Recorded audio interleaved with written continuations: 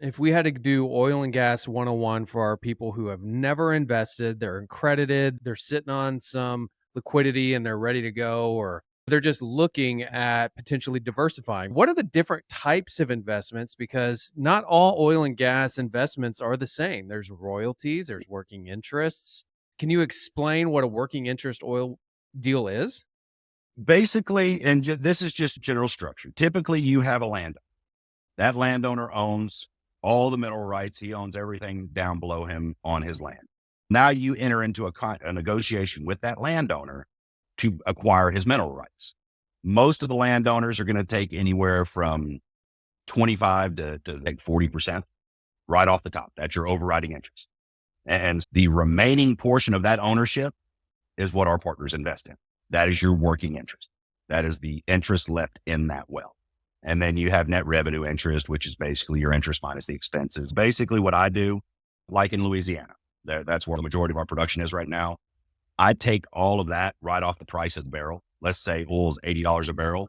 Well, immediately right off that $80, we have 30% goes to the landowners, and the state of Louisiana gets 12.5%. And so if oil prices are $80 a barrel, I immediately pull 42.5% out. Our 100% is $46. And that represents our 100% of the well, which is 70%. Let's quickly unpack the tax sides of that. So a working interest, if structured properly, the way you invest it, it gives you something called, and we'll talk about it more, intangible drilling costs and depreciation. It comes off and is passed on to you as an investor. If it's a working interest and structured right, those deductions can offset all of your active income. Your W-2, it can offset any of your income. It can offset capital gain income, but generally you want to offset your active income. So your W-2, your business income. The tax benefit you get that immediate year when you file those taxes, it pays for anywhere from 20% up to 35% of your investment. So it's like a subsidy. It's a great investment. You just got it at 2/3 the cost of what it would cost anyone else. So that's a working interest.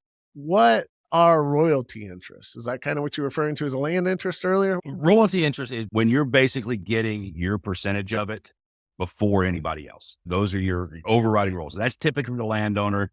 You might have some industry partners that have a piece of it that have 1 or 2 points in there. However, when it comes to the partners, that the working interest, and you're looking the intangible drilling cost or the actual cost associated with drilling the well. That's typically, we run right at about 90% in year one. And so it's a tremendous lever. Let's unpack that just a second, what you just said. So I give you $100,000 as one of your partners to go invest in a new drilling interest or new working interest. You're going to send me upwards of $90,000 back as an expense for intangible drilling costs. That comes to me that first year. So I can invest with you in December.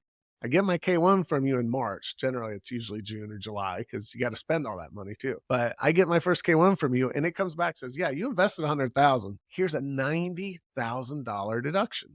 That's $90,000 off of your active income, which depending on what your tax rate is, that's huge. It's huge.